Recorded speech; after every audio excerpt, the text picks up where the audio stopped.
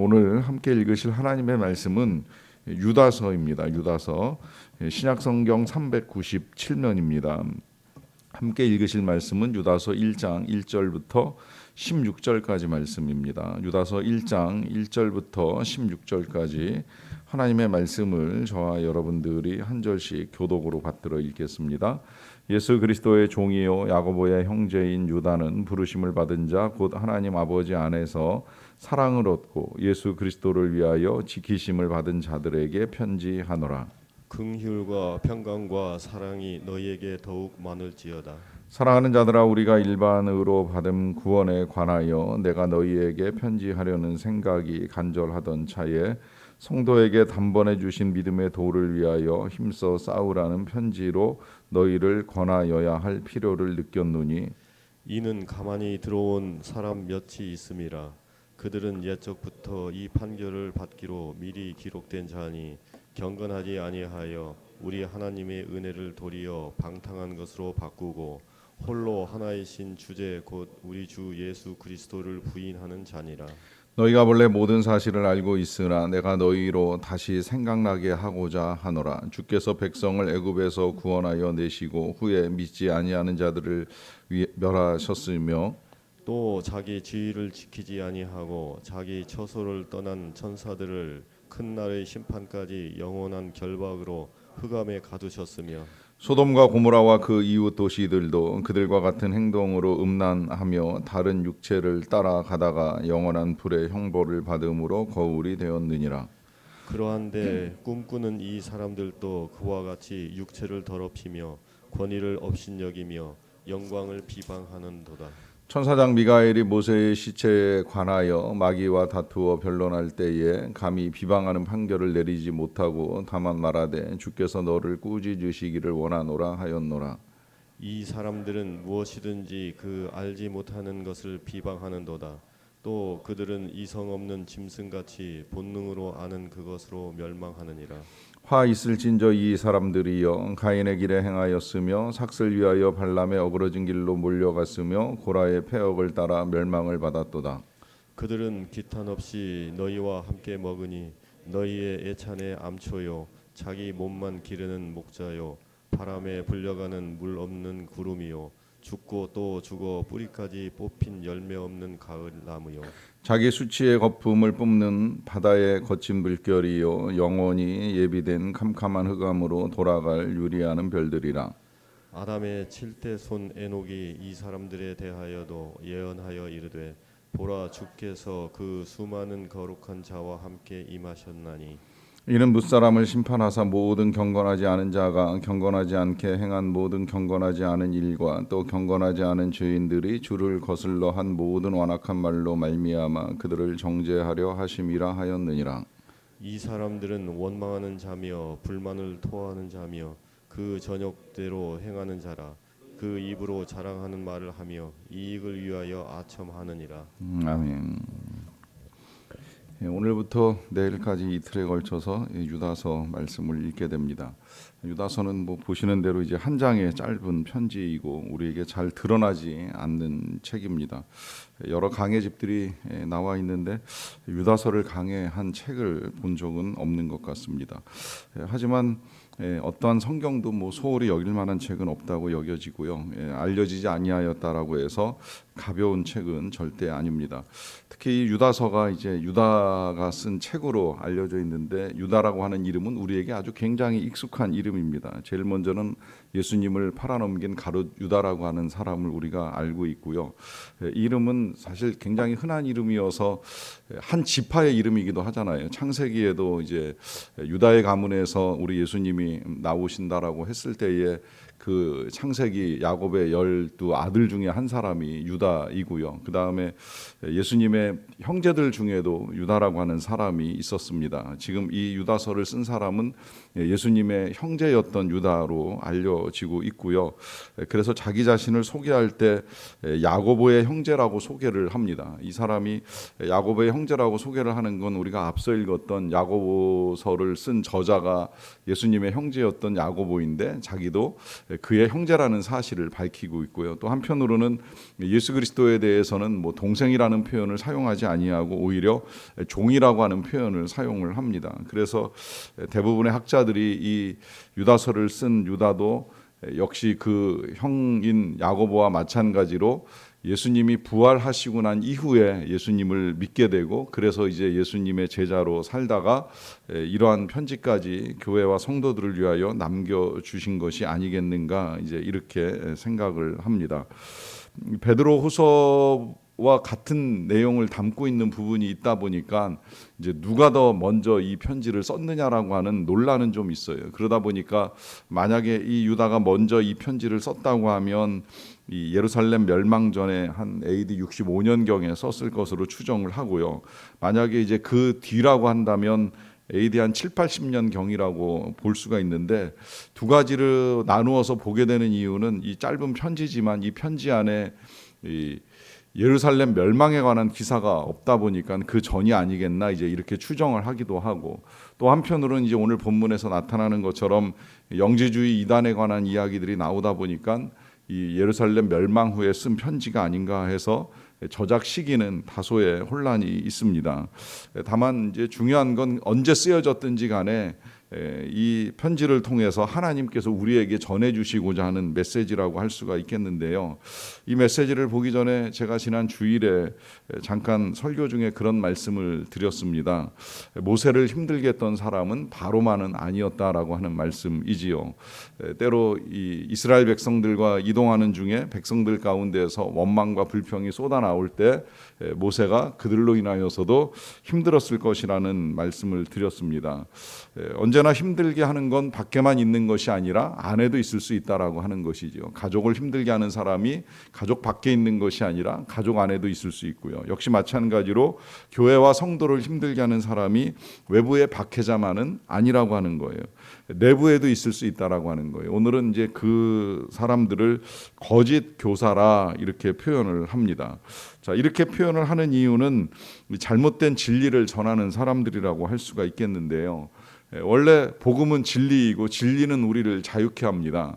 그리고 그 진리는 예수 그리스도를 통해서 이제 우리에게 오게 된 것입니다. 그런데 이제 자기 나름의 해석이나 뭐 상상이나 추론을 가지고 이제 이 교회 안에 들어와서 마치 자기가 알고 있는 게 진리인 양, 또 경우에 따라서는 예수님께 직접 보고 들은 것처럼 이제 말하는 사람들이 있다 보니까 이제 이 무질서한 교리와 여러 가지 잘못된 내용들이 전파되는 일이 일어나게 된 것이죠. 그게 아까 앞서 말씀드린 것처럼 영지주의 이단이라고 할 수가 있는데 마치 예수님은 몸으로 이 땅에 오셨던 것이 아니라 영으로 다녀가셨다. 그리고 실제로 우리에게 있어서도 중요한 건 몸이 아니라 영혼뿐이다. 그러니까 영혼만 구원을 받으면 됐지 몸은 이 땅에서 우리가 육체의 정욕을 따라 어떤 환락이나 쾌락에 빠져 지내든 별로 그렇게 중요한 문제가 아니다. 어차피 죽음은 땅에 묻히게 되는 것이고 영혼만 구원받아 하늘에 올라갈 수 있으면 된다라고 하는 식의 거짓된 진리를 전파하는 사람들이 있게 된 것입니다. 그러다 보니까 참 안타까운 건 이제 이런 사람들 때문에 이 복음이 그런 말 나오잖아요. 왜 로마로 건너가면서 제도가 되고 유럽으로 건너가면서 건물이 되었다라고 이야기를 하는데 이게 이제 제도화되는 이유가 이 무질서함 때문입니다. 그리고 무분별한 교리가 전파되기 때문입니다. 그러다 보니까 이제 교리를 정확하게 이제 정리를 해나가고 또 그 정리된 교리에 입각해서 말씀을 전하는 사람의 이제 수준을 검증하고 세워나가는 일을 하려고 하다 보니까 신학교도 세워지고 하면서 이제 점점 이제 딱딱한 제도로 교회가 바뀌게 되는 일을 겪게 되는 것이지요. 분명한 건 이제 언제나 검증된 진리와 또 검증된 사람에 의해서 전하는 일이 필요한 게 된 것입니다. 그러하기 때문에 이제 이 유다 자신도 자기를 소개할 때 예수 그리스도의 종이다라고 하는 것으로 소개를 하고요. 여기에 덧붙여서 이제 수신자에 대한 표현을 사용하는데 조금 독특합니다. 먼저는 하나님 아버지 안에서 사랑을 얻었다는 건 뭐 너무 당연한 일이고요. 또 부르심을 받았다라고 하는 것도 맞는 이 말인데 이제 끝에 1절 마지막에 보시게 되면 지키심을 받은 자들이라고 편지를 하잖아요. 그러니까 이 표현 자체가 지금 흔들리지 않고 하나님의 은혜 가운데 진리 안에서 지켜주심을 얻었다라고 하는 거예요. 이 표현도 더욱 이제 대단하다고 여겨지는 것은 내가 나를 지켰다가 아니라 하나님이 지켜주시는 은혜를 받은 사람들이다라고 하는 의미에서의 지켜진 자들이라고 하는 표현을 사용하는 것이고요. 또 한편으로는 이 지켜주심이 없어서가 아니라 이제 스스로 거짓에 의해서 흔들리거나 떠나는 사람들이 있었다는 내용의 이제 상대적 표현이라고 보시면 되겠습니다. 그러한 사람들에게 이제 긍휼과 평강과 사랑이 너희에게 더욱 많을지어다라고 하는 축복을 하고 난 다음에 3절 본론으로 들어가서 이렇게 시작을 합니다. 사랑하는 자들아, 우리가 일반으로 받은 구원에 관하여 내가 너희에게 편지하려는 생각이 간절하던 차에 성도에게 단번에 주신 믿음의 도를 위하여 힘써 싸우라는 편지로 너희를 권하여야 할 필요를 느꼈다라고 하십니다. 그러니까 유다는 이 수신자들에게 편지를 쓸 마음은 가지고 있었다는 거예요. 우리에게 예수 그리스도를 통하여 단번에 주신 구원, 어떤 행위나 수고나 이 공로를 쌓아가면서 얻게 되는 구원이 아니라 단번에 십자가의 은혜로 주신 이 구원에 관하여 전하고 싶은 생각이 간절했었다. 그런데 지금 상황을 보니까 그 정도가 아니라 이 복음의 진리를 붙들고 힘써 싸워야 된다라는 말을 권하여야 될 필요를 느꼈기 때문에 이제 더 이상은 주저할 수 없는 마음으로 편지를 쓴다는 것이죠. 그렇게 힘써 싸우라고 하는 말로 전투적인 의지를 고취시켜야 될 정도는 이유가 4절에 나오는데요. 이는 가만히 들어온 사람 몇 명이 있기 때문이라라고 하는 것이죠. 그러니까 몰래 교회에 들어와서 마치 사도인 양 혹은 자신이 진리를 알고 있는 양 잘못된 것을 전하는 사람들이 있다는 거예요. 그리고 그들이 잘못되었다라고 하는 것이 분명한 증거는 하나님의 은혜를 도리어 방탕한 것으로 바꾸고, 이게 제가 조금 전에 말씀드린 내용입니다. 몸은 중요하지 않으니까 살고 싶은 대로 살아라 하는 식의 말을 통해서, 또 한편 어차피 우린 다 구원받는 사람들이니까 걱정하지 말고 죄 몇 번 지었다고 해서 그거 그렇게 고민할 문제가 아니라고 생각하는 내용을 전하는 사람들입니다. 거기에 더하여서 이제 조금 더 나가면 홀로 하나이신 주제 곧 우리 주 예수 그리스도를 부인하는 일까지 하는 사람들이라고 할 수가 있겠는데요. 이런 사람들이 들어와서 교회와 성도를 힘들게 하다 보니까 이 사도 유다도 이제 과거의 사례를 가지고 와서 이제 이야기를 하는 거예요. 그래서 그 과거의 사례는 이 교회 성도들이 알고 있긴 하지만 아주 간단하게 정리를 합니다. 예를 들면 소돔과 고모라가 방탕하다가 멸망한 것이 아니냐라고 하는 말씀도 하고요. 또 이런 사람들은 이제 가인의 길로 걸어갔던 사람들이다라고 하는 말도 하고요.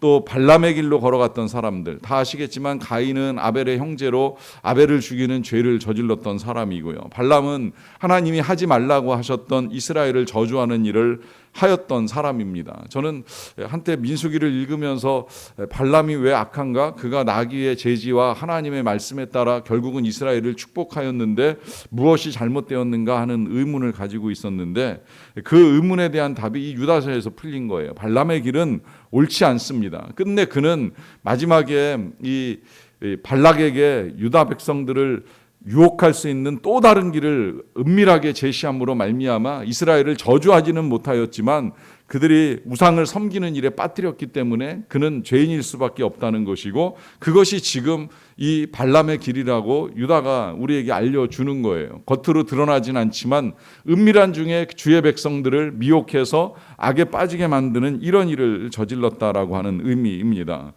또 한편으로는 이제 고라의 패역이라고 해서 모세와 하나님을 대적했던 당시의 사람들을 말하는데요. 이 모든 것들을 묶어서 사도 유다는 애굽에서 나온 이스라엘 백성들이 그러하였다라고 하는 말씀을 하시죠. 5절 하반절에 보시면 주께서 백성을 애굽에서 구원하여 내시고 후에 믿지 않은 자들을 멸하셨다라고 하는 말씀을 하시는데, 이 애굽에서 나온 사람들이 다 구원받고 가나안 땅에 들어간 것이 아니잖아요. 멸망당한 사람이 적지 아니합니다. 왜 그럴까요? 이제 그래서 나머지 부분들은 이제 그 여러 가지 비유를 통해서 뭐 그들은 애찬의 암초요, 뭐 그냥 파도에 이는 거품 같은 존재들이다라는 이제 여러 가지 비유 말씀을 하시는데, 중요한 건 왜 그런가 이제 그들의 삶의 태도라고 할 수가 있겠지요. 몇 가지로 보시게 되면 먼저 6절에서는 자기 지위를 지키지 아니하고 자기 처소를 떠난 천사들을 큰 날의 심판까지 영원한 결박으로 흑암에 가두셨다는 말씀을 통해 지위를 떠나고 처소를 떠난다는 말씀을 하고 계십니다. 자리를 지키지 않는다라고 하는 것이지요. 자, 이때 자리가 무엇이겠습니까? 이때의 자리는 하나님은 살아계시고 우리를 지으신 하나님이시며 그 하나님께서 우리를 구원하시는 은혜를 베풀기 위하여 예수 그리스도를 보내주셨는데, 그렇다고 한다면 우리가 죄인이라고 하는 자리에서 있다는 사실을 잊어서는 아니 됩니다. 근데 이 자리를 떠나게 되면 그리스도의 공로로부터 시작을 해서 내가 행하는 모든 일들이 의로 착각하며 죄를 범하게 되는 일이 된다는 것입니다. 또 한편으로는 8절에서는 꿈꾸는 이 사람들도 그와 같이 육체를 더럽히며 권위를 없이 여기며 영광을 비방하는도다라고 하는 말씀을 통하여 스스로 아까 말씀드린 것처럼 육체를 방탕한 데 내버려두고 또한 세우신 권위를 무시하고 하나님의 영광을 비방하는 일들을 하는데요. 이 비방에 대해서는 오늘 본문 마지막 부분에 좀 더 이제 강하게 말씀을 하십니다. 15절부터 보시게 되면 이는 뭇사람을 심판하사 모든 경건하지 않은 자가 경건하지 않게 행한 모든 경건하지 않은 일과 또 경건하지 않은 죄인들이 주를 거슬러 한 모든 완악한 말로 말미암아 그들을 정죄하려 하심이라 하십니다. 자, 여기서 결국은 이 영광을 버린다라고 하는 이 말씀의 의미는 완악한 말을 하는 것인데요. 여러분, 이 완악한 말이라는 게 나쁜 말이 아닙니다. 욕하는 말을 지금 가지고 하시는 말씀이 아닙니다. 완악한 말은 그 뒤에 이어지는 내용에 원망이고 불만이고 정욕대로 행하는 것이고 자랑하는 것이고 아첨하는 것입니다. 그러니까 욕을 한다고 해서 완악한 것이 아니라 하나님을 향한 원망, 뿐만 아니라 하나님의 백성을 향한 원망도 마찬가지고요. 불만을 털어내는 일, 심지어 자랑과 아첨도 아니 된다 하는 것을 말씀합니다. 왜냐하면 이 자랑이라고 하는 것이 누군가에게는 상처가 될 수도 있는 것이고요. 아첨이라고 하는 건 사람에게 거짓으로 사랑을 포장하는 일이 되잖아요. 그러니까 이런 일들이 결국은 교회와 성도들을 무너뜨리고 교회의 질서를 흐트러뜨리는 일이기에 이런 일들이 가져오는 참혹한 결과를 우리에게 경고해 주고 있습니다.